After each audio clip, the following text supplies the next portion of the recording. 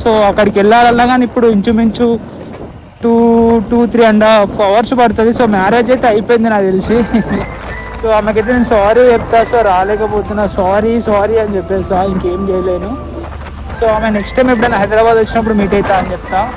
So నేనైతే ఇక్కడ నుంచి అయితే ఎగ్జాక్ట్లీ గజ్వేల్ వెళ్ళిపోతున్నా.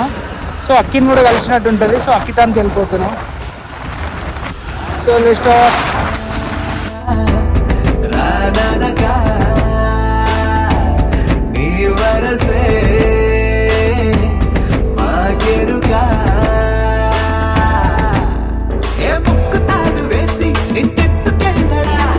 సో నేను కరీంనగర్ హైవే ఎగ్జిట్ అయిపోతున్నా.